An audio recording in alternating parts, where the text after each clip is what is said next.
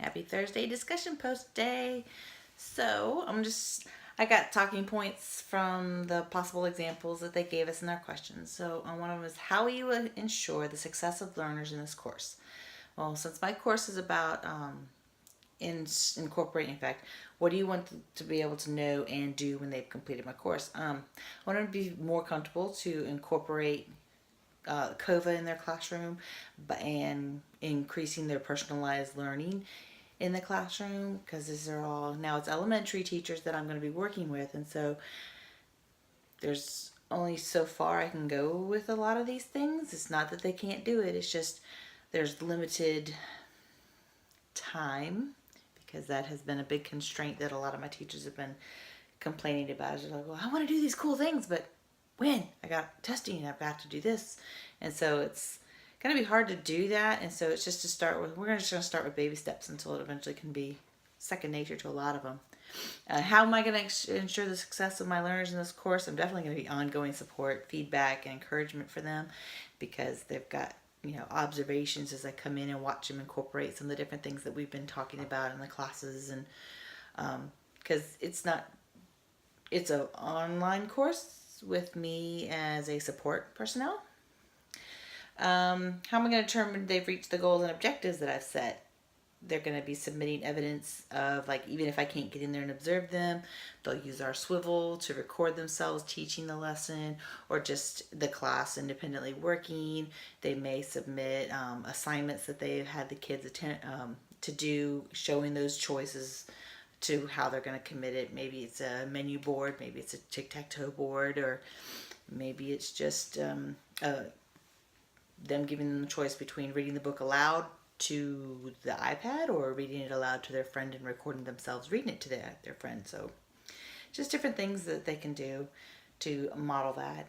Some of the resources that I'm going to need is going to be articles, videos, and modeling examples besides just me going in and modeling, but maybe a video of me modeling the activity. But definitely articles on like COVA and significant learning environments. And what else? I definitely going to need lots of how-to videos on how to use the different apps that I'm going to be teaching my teachers how to use. And so there's going to be some screencasting involved and everything. So it's a lot of work I got to do. We'll see how much this gets fleshed out. And I'm probably going to end up having to borrow a whole lot of work. Lecturing. Now, as I was reading the text, they were saying that, teaching in a digital age, lecturing in a digital age. It's great for when you are, I can quote directly from the book almost, like a research person presenting their topic to a group of people who either haven't done it before, or it could be, but the main thing in a classroom environment would probably be in introducing the topic. Your first initial welcome to the classroom would be a lecture, a little bit of the basics behind the concept, maybe a couple case studies. Those might be done in a lecture, because you can always record your lectures. And so the students can then go back and rewatch them at their own pace at another time. It's also great for when you're summarizing. When you're going through and you've done the lesson. Okay, so guys, so this is what you've done in your experimentation. This is what you've done in your hands-on activity. This is what you should have understood from it. So it's great for that initial introduction and concluding, but it's definitely not to be done extended periods of time. I can't handle it. Because I have cognitive overload. I was like, whoa, when I was watching that video. First off, sweet accent. I was like, I can listen to this guy a lot longer than this.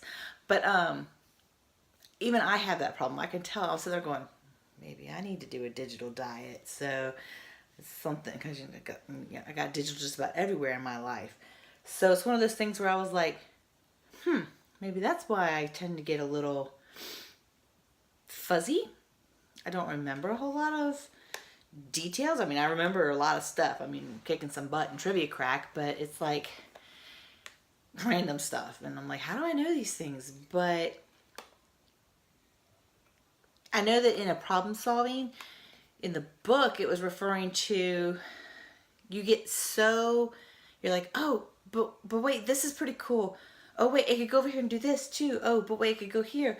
And so you do need to make sure that you are focusing in when you're doing those activities, because it, like it said, it can take on a life of its own. It's like, squirrel, let's go chase a squirrel. Oh look, there's a rabbit. And so you just got to make sure that when you're having your kids do those problem-based activities, that it's fairly structured yet free for them to go, but just make sure that you can, like, oh hey guys, that was pretty cool, but what about this? And then kind of like guide them back to the main topic that you were, make sure that the activities that you design are specifically for not just learning more about, something like apps, for example. I could go on and show them like, hey, so this app can do this and this and this. And then they're like, oh, but wait, can you do this? And then when I pull this in, so you just gotta, that cognitive overload, as you can tell, I'm kind of at my peak right now of overload, is you gotta guide them. You gotta get them back focused too. So this is the concept. I've got to get my discussion post recorded in under 8 minutes. Can we do that? Guide yourself back to the focus so you're not like squirrel. But and how am I relating the teaching methods to the knowledge and skills needed for the learners in the digital age? My particular teaching method in this course would be more of a guide on the side. I'm going to guide them through how to use the applications. I'm going to facilitate the discussion post, because I'm going to guide and facilitate to where we're making sure that we're all brainstorming together on, okay, this app here. How could I use it in my classroom to enhance the students' learning? Not just, how can I use this app? Same thing like when I'm doing my coaching with my teachers. Before I don't even pull out an app anywhere. I'm just like, okay, I sit down with them like, what do you want the students to be able to know, learn, and do by the end of this activity? And if they're like, okay, I just wanted to do a Kahoot. And I'm like, I know you want to do a Kahoot, but a Kahoot may not be the best thing for this activity. What do you want the students to be able to do? Oh, and so it's one of those things where it's like, I want my students to be able to write a paragraph. Well, a Kahoot's not going to work for that. Sorry. How about we do a Iron Chef type thing, where you tell them they have to go through and try to come up with their main topics of their paragraphs, and just have like a visualization of the main topic and then the supporting structures and the visual, try to, because Kahoot's not going to be great for everything, even though my teachers love to do it. Students love to do it too, but I know, tell you the truth, my kids are getting tired of Kahoots. I'm like, hey guys, we're going to do quizzes. And they're like, oh, what's that? I'm like, it's like a Kahoot, but you're self-paced on this one. So, it's one of those things where I'm going to be guiding these discussions, because the teachers need to be able to talk to each other about this, because one teacher's awesome idea in math may actually help out a teacher in English or writing. And I don't know. I hope this makes some sense. I know that I'm actually excited to do this activity, this whole online course, this class itself. I'm a little overwhelmed at this point. I'm getting ready to go to TCEA. I hope maybe I'll see somebody there.